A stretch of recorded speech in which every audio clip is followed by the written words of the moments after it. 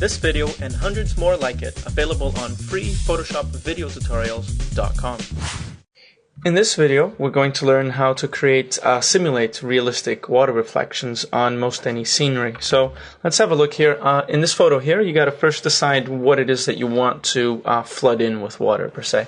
So we're going to, with the selection tool here, I'm just going to select the photo and decide that I want water to start at the bottom of this staircase here.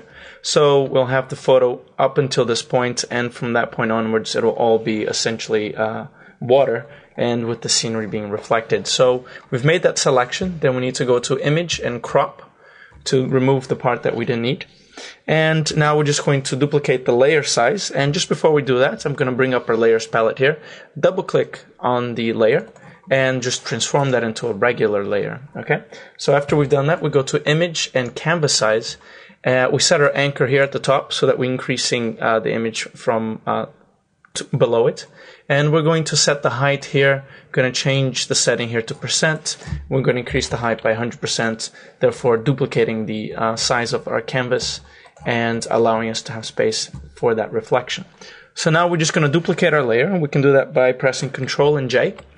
We have a duplicate of our layer. And then we're going to go into Edit and Transform and Flip Vertical.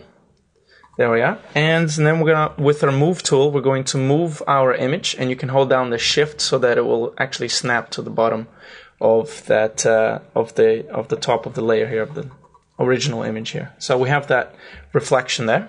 And now what we want to do is just make sure to edit this part here so it actually looks like a water reflection instead of just a mirror reflection. So the way we can do this is we go to Filter, Stylize, and Wind.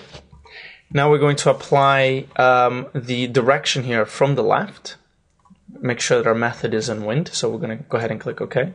So we have wind from the left. Then we're going to go back in to Stylize and Wind and set the direction to the right. So we have on both. So we have left and right there. So it's spread out that image there. And now we're going to go into Image, Distort, and if you don't have all the options here, you just click on the Show All Menu Items. We're going to go into Ocean Ripple here. And in Ocean Ripple, we're going to make sure that we are on ripple size 9, which is the default, and the ripple magnitude of 1, which is not the default. So make sure to change that to 1. We're going to go ahead and click OK. And depending on the image, that should be okay. If not, we're going to go into Filter and Ocean Ripple again, just to apply that again. And you can just keep on doing that to make the image more and more fuzzy. So we're just going to add it one more time here. There we are. So it's pretty fuzzy now here on the Ocean Ripple. And as a last step here, we're just going to make sure to have the image just sort of fade away here to a nice a blue color, so that the reflection isn't exactly perfect. It just kind of fades away that reflection. The way we do that is we add a new layer, bring it even in between the layers here, or just make sure that it's below the reflected water here. And now we're going to make a selection of our reflection. So we do that by pressing Control. You can see the hand icon changing that. Click, and we'll have that selection.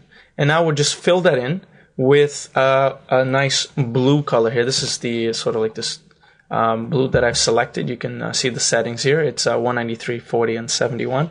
Somewhere around here. So it's like this type of blue here. It doesn't have to be perfect, but something along those lines. And we're going to fill that in with Alt and Backspace, since that is my foreground color. Alt and Backspace, so you can see it's filled in here. Now I'm going to deselect that, go into our reflected layer, and add a layer mask. So what we're going to do now is just fade that in into that blue very, very slightly. So we're going to go with our gradient tool, and making sure that we are on white to black.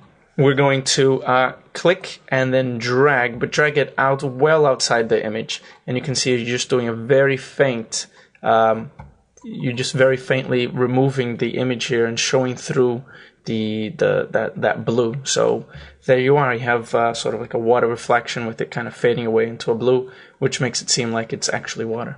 If you enjoyed this video, show your support by subscribing, rating, and adding it to favorites. Leave comments on our website and we'll create even more videos that interest you.